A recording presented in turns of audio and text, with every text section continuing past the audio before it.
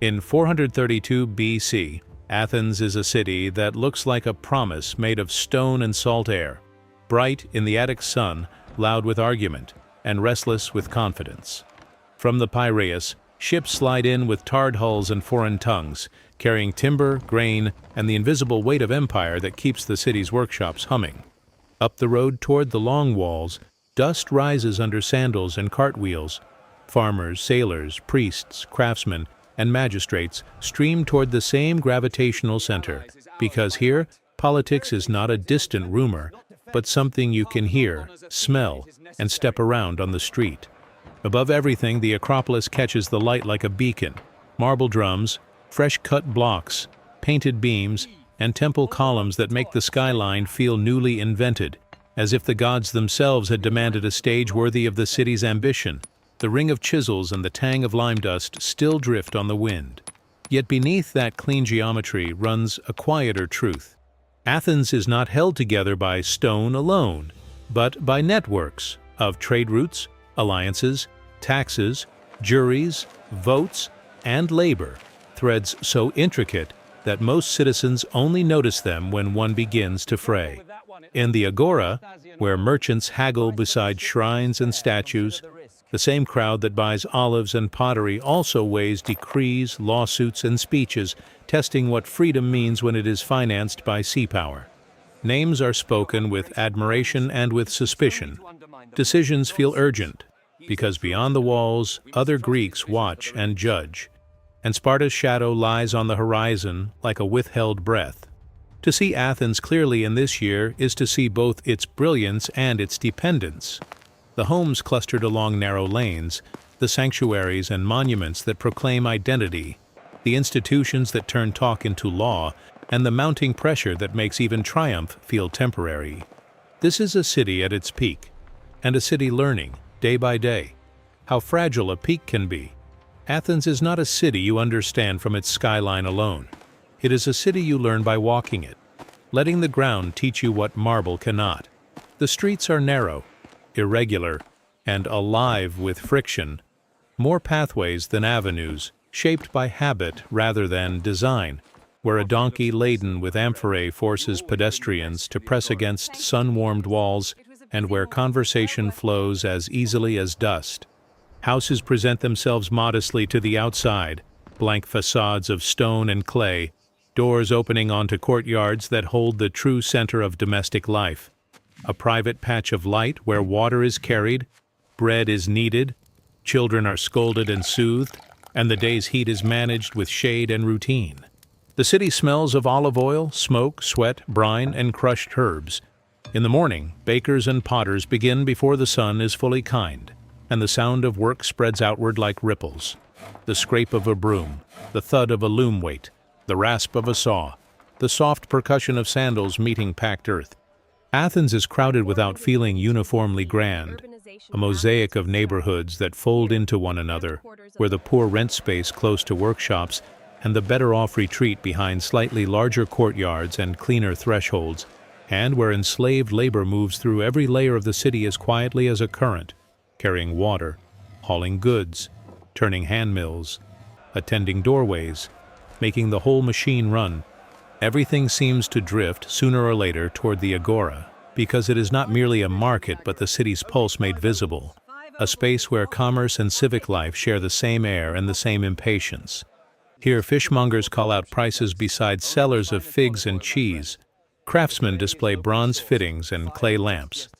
A man pauses with a basket in his arm to listen to a dispute that has nothing to do with him and everything to do with the kind of city he lives in. The Agora is where news arrives before it becomes history, carried by sailors from Piraeus, by traders from the islands, by farmers from the countryside who arrive with dirt still clinging to their sandals, and where rumor is tested against the hard edges of public speech. The stoas offer shade and structure, drawing people into lines and corners where philosophers talk as if time were infinite, while nearby a magistrate tries to make order out of shouting, and a litigant rehearses his case like a soldier sharpening a blade. Nothing here is fully private. Even domestic errands pass through a public world thick with opinion, and that constant exposure shapes the Athenian posture. upright, argumentative, alert, trained to believe that words can move reality because, in this city, they often do. Yet the daily movement is also practical, almost mechanical. Water must be fetched, fuel gathered, food purchased, tools repaired, offerings made, debts remembered, apprentices kept in line. The walls that encircle Athens feel like more than stone because they gather people into proximity, forcing the city to become a dense organism whose survival depends on steady circulation, on the ability to feed itself, to police itself, to persuade itself that the strain of living so close together is worth the reward. In the heat of midday, the streets shimmer. In the evening, the city exhales, and the lanes fill again with voices, with laughter and quarrels, with the scrape of benches dragged into doorways to catch the last of the light. If you follow the flow long enough, you begin to sense the hidden architecture beneath the visible one, the routes by which grain reaches the mills, by which money reaches the treasuries, by which decisions reach the citizens, and by which the citizens, in turn, reach one another. Athens in 432 BC is built not only of stone and timber but of motion and proximity, of routines repeated so faithfully they look like permanence. Even as the city's prosperity hangs on distant sea lanes and fragile agreements that the average passerby cannot see, only feel, like a change in the wind that makes the whole crowd subtly turn its head. The Acropolis rises above Athens not simply as a hill crowned with temples, but as a declaration that the city's life has a meaning beyond survival, a meaning carved into stone and lifted into the light where everyone can see it. You approach it through streets that suddenly feel smaller, as if the city itself narrows your attention and guides your eyes upward, and when the rock comes close, it is like stepping toward a stage that has been waiting for centuries. In 432 BC, the summit is still alive with making. Marble blocks lie in disciplined heaps, cranes creak and ropes tighten, and the air holds the chalky taste of fresh-cut Pentelic stone. Paint is not an afterthought, but a language. Bright pigments laid onto sculpted surfaces so that gods and heroes do not fade into pale abstraction, but stand out as vivid presences, commanding the gaze of citizens and strangers alike. The Parthenon dominates with a calm that feels almost impossible, its columns precise yet subtle, its proportions tuned like an instrument, and around it the city's offerings collect like testimony. Small dedications from modest hands, grand monuments paid for by wealth and ambition, trophies and inscriptions that insist Athens is favored, protected, justified. Here, religion is inseparable from politics, not because the Athenians confuse the two, but because they understand power as something that must be explained and sanctified. The gods receive honor, and the city receives coherence, a shared story that can survive argument. The great festivals make this bond visible in motion when processions climb toward the rock with music and smoke and woven cloth, carrying the city's identity as if it were a living thing that needs to be fed, renewed, shown to itself. Below the Acropolis, the monuments spread outward like echoes. Stoas that frame public space, statues that fix benefactors in bronze memory, herms at thresholds, small shrines tucked into street corners where a quick gesture can steady the mind before a hard day. Even the architecture of leisure carries civic weight. A theater is not only a place to be entertained, but a place to be instructed by story, to watch the city examine itself through tragedy and laughter, to feel the sharp edge of fate without needing to bleed for it. The spaces where Athenians gather, sanctuaries, colonnades, assembly grounds, are built to hold bodies and voices together, to turn a crowd into a public, and that is why the skyline matters. It reminds the people daily that they belong to something larger than the household courtyard and the workshop bench. Yet the beauty is not weightless. Marble requires quarries, transport, wages, and time. Statues require metal and skill. Festivals require surplus and organization. The sacred skyline is therefore also a ledger written in stone, a visible proof that the city has resources to spend, confidence to display, and a network strong enough to carry luxury without collapsing. Visitors looking up from the roads and fields see not only temples but the reach of Athenian sea power, the tribute that arrives from islands and coastal towns, the administrative machine that turns distant obligations into local splendor. This is why the Acropolis can feel both uplifting and unsettling if you know how cities work. Every shining surface implies a chain of labor, and every chain can snap. The Athenians in 432 BC do not stand beneath their monuments as passive admirers. They stand as participants, critics, jurors of their own greatness, proud of what has been raised and alert to what it demands. And when the late sun ignites the temples in gold, when the city's noise drifts upward and thins into wind, the rock seems to hold two truths at once. One, that Athens has found a way to make ideals visible, and another, that ideals made visible become obligations, heavy as stone, that the city must keep carrying even as the world around it begins to tighten with rivalry, envy, and the first small tremors of war. Athens does not run on marble and hymns, not really. It runs on decisions, on paperwork, on ships moving in formation across open water, on silver turned into pay, and on the stubborn Athenian belief that a city can be governed by argument without dissolving into chaos. In 432 BC, the words democracy and empire sit side by side like uneasy companions, because the same people who insist on political equality among citizens also command a maritime alliance that feels, to many outsiders, like rule by another name.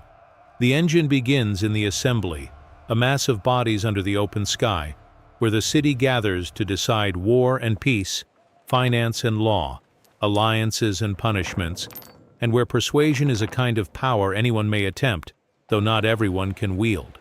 Speech here is not decoration, it is infrastructure, a tool as real as a hammer, because once the vote is taken, the city's immense mechanism pivots, and thousands of private lives must realign to match the public will. The courts are another gear, turning constantly, staffed by large citizen juries that make justice a shared burden and a shared pride.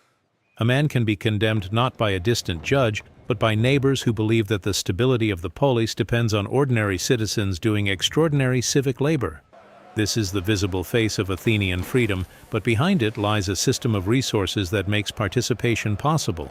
Citizens can spend time in assemblies and juries because the city has found ways to pay for civic work and to concentrate wealth in public hands, and the most important of those ways is the sea. Down at Piraeus, the harbor is not merely a place where boats land. It is the mouth through which Athens eats and speaks to the world. Grain, timber, pitch, flax, metal. Necessities arrive there daily, and with them arrive taxes, fees, and the steady pulse of commerce that keeps coin moving. Beyond trade lies tribute, collected from allied states and recorded in lists that are as much instruments of power as any spear. Money flows upward into building projects, festivals, and naval maintenance. It also flows outward again as wages for rowers, craftsmen, and public servants, tying the city's poor to the survival of the fleet with bonds stronger than rhetoric. The trireme is the hidden monument behind the visible monuments, sleek and hungry, demanding constant upkeep, trained crews, and a political consensus that the sea must remain Athens' shield and sword. And because the fleet is built on manpower, Athens is always negotiating the definition of who counts. Citizenship is a gate. Inside it, a man may speak and vote. Outside it, he may live and labor in the city without belonging to its political soul. Medics, resident foreigners, fill workshops and trading houses, connecting Athens to distant markets, while enslaved people perform work that is rarely praised and always assumed, the daily grind that makes leisure, politics, and art possible for others. The city's brilliance, then, is not a miracle. It is a managed outcome, produced by administration, coercion, incentives, and a constant conversion of distant resources into local life. Even Athens's confidence has an economic rhythm to it, rising with successful expeditions and full storehouses, tightening when prices climb or ships arrive late. In 432 BC, the tension in the system is beginning to show, not in a single crack, but in the feeling that every decision carries heavier consequences than it used to. Allies resent the tribute. Rivals fear the fleet. Citizens argue over strategy as if the argument itself could keep danger at bay. Yet the machine keeps running because it must, because the city has grown used to the speed of its own success, and because the gleam of the Acropolis and the bustle of the Agora are not just symbols, but outputs. the visible exhaust of an engine that burns money, labor, and authority to produce something that looks like destiny. Athens shines, but the shine is a surface tension held in place by balance and momentum, and in 432 BC, you can feel the balance being tested in the way people listen between sentences. In the agora, where sellers argue over olives and jurors drift toward the courts, talk keeps circling back to names of distant places as if they were neighbors: Corcyra, Potidaea, Megara, because the city's power reaches so far that faraway disputes return like boomerangs to strike at the heart. The sea that feeds Athens also ties it to a chain of obligations and resentments, and the alliance that once promised security has become, in many mouths, a word laced with accusation.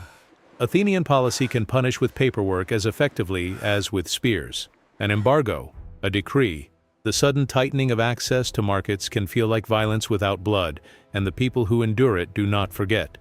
Beyond the walls, Sparta is not a myth, but a rival structure of life, severe and land-bound, measuring strength differently, watching Athens' restless democracy and naval confidence with a cold patience that makes every Athenian triumph feel like a provocation.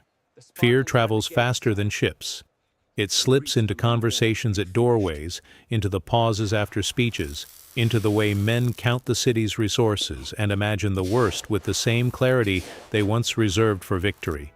Athens' strategy depends on its long walls and its fleet, on the logic that the countryside can be sacrificed while the city remains supplied by the harbor, but that logic carries a human cost that is easy to accept in theory and brutal to live inside. If war comes, farmers from Attica will crowd behind the stone perimeter with their families and animals, bringing the smells and tensions of the countryside into streets already tight with life, compressing the city until every quarrel feels sharper. The Athenians know this, and they argue anyway, because debate is their weapon and their habit, and because the city has trained itself to believe that the right plan can outthink danger. Yet plans rely on conditions, on steady grain shipments, on loyal allies, on a navy unbroken by storm or surprise, on leaders capable of persuading without dividing, on the fragile cooperation of thousands of citizens whose individual lives are being pulled into a single public gamble. The monuments above them do not speak, but they imply permanence, and that implication becomes a kind of pressure, because a city that has declared its greatness in stone must either protect that declaration or watch it become a taunt. At night, when the streets quiet and the wind carries the distant creak of rigging from Piraeus, Athens can feel both invincible and exposed, like a torch held high in darkness. The same openness that makes the city brilliant, its dependence on exchange, its willingness to argue, its confidence in human judgment, also makes it vulnerable, because enemies do not need to destroy marble to ruin a city. They only need to sever the lines that keep the crowds fed and the institutions functioning. In 432 BC, the war is not yet a memory and not yet a tragedy, but it is already present as a narrowing of options, a tightening of patience, a hardening of language. The Athenians still walk beneath their sacred skyline with pride, still vote and litigate and build, still watch the sun set over the Saronic Gulf as if tomorrow were guaranteed, but beneath that daily rhythm lies the knowledge, rarely admitted, often felt, that the life of a city is not held by stone, and that the most dangerous cracks are the ones you cannot see until the whole structure shifts.